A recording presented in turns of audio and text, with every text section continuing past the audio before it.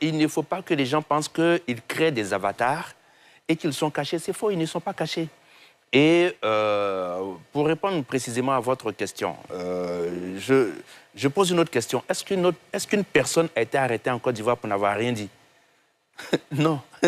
Les gens sont arrêtés pour avoir dit des choses graves. En tout cas, pour tous les cas qu'on a traités jusque-là. Moi, je suis patron de presse. Je sais qu'en 2021, par exemple, il y a une activiste qui avait été arrêtée, Fofana Nawa, qui s'appelait Succès, qui avait appelé, qui avait dit des propos suffisamment graves à l'encontre des communautés nigériennes. C'était une activiste proche du RHDP, mais elle avait été arrêtée.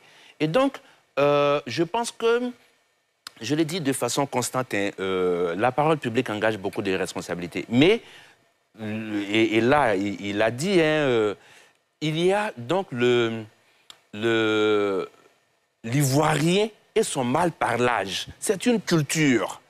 Voilà, c'est dit qu'on l'apprend pas à l'école, je veux dire en cours de récréation. Déjà au CE1, CE2, il y a les concours de gat-gat. Voilà.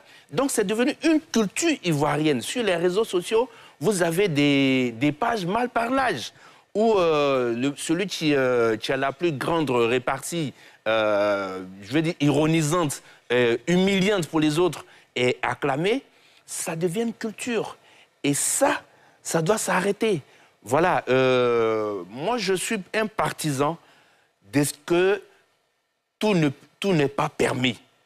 C'est très facile de dire à quelqu'un non, tu mens, mais c'est plus aisé de dire non, vous n'avez pas dit toute la vérité. Vous voyez? Et donc, tout est dans la manière.